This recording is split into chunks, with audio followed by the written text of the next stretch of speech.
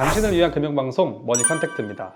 오늘은 황인범 스페셜로 투자에 관해서 집중적으로 한번 얘기해 보겠습니다. 최근에 여러 가지 사건들로 금융 환경이 굉장히 좋지 않은데요. 변동성이 커지고 주식들은 하락을 면치 못하고 있습니다. 앞으로 종전이 되면은 이런 변동성들은 어느 정도 안정이 되겠지만 최근에 연준이 금리를 50bp 인상하면서 변동성은 오히려 커지고 있는 게 사실입니다. 그런데 이렇게 변동성이 커지고 증시가 하락하는 와중에 오르고 있는 자산이 있다고 하시면 뭔지 아시겠습니까? 예, 바로 달러인데요. 그래서 오늘은 분산 투자의 최강자 달러라는 주제로 얘기를 한번 해보려고 합니다. 지금 보시는 차트는 나스닥과 환율의 차트입니다. 완전하진 않지만 역의 상관관계를 보이고 있다고 할 수 있는데요. 나스닥의 최저점과 달러의 최고점을 보시면 거의 완벽하게 일치한다는 걸 보실 수가 있습니다.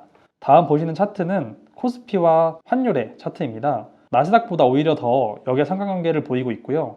최저점과 달러의 최고점이 일치한다는 것 역시 마찬가지입니다. 네, 지금 보신 것처럼 주식과 환율은 역의 상관관계를 보이고 있다는 것을 아실 수 있을 겁니다. 달러 투자는 은행, 증권, 보험 이 세 개의 금융사를 통해서 진행할 수가 있습니다. 첫 번째, 은행에서 할 수 있는 달러 예금입니다.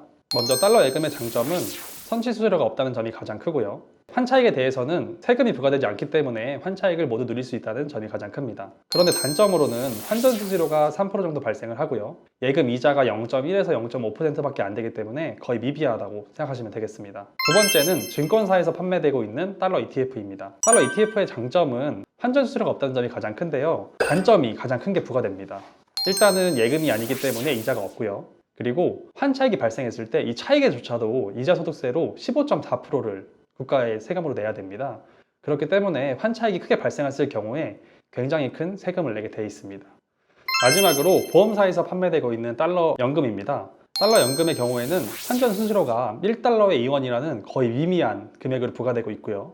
그리고 최저보증 이율이 2.5%이기 때문에 은행 금리와는 차원이 다른 금리를 받으실 수가 있습니다.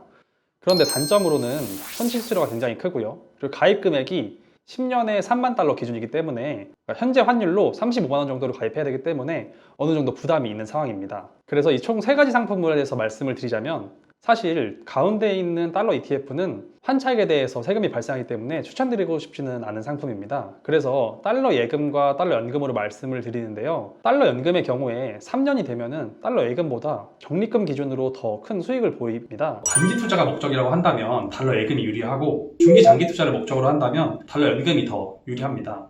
그런데 사실 선물 투자자를 제외하고 일반인들은 달러는 중장기 투자를 하지 단기 투자를 하진 않습니다. 그렇기 때문에 과거에 제가 다른 상품들을 설명할 때 단기와 중기는 은행과 증권, 장기는 보험이라고 설명을 드렸었는데 오늘만큼은 다릅니다. 달러 투자하실 거면은 달러 연금 하시는 게 가장 좋습니다. 그런데 달러 연금의 경우에는 여러 가지 기법들을 통해서 수익률을 극대화할 수 있는 방법도 있고 관리가 어느 정도 있어야 되는 상품입니다. 그렇기 때문에 저희를 통해서 자세히 상담 받으시고 상품을 가입하시기를 추천드립니다.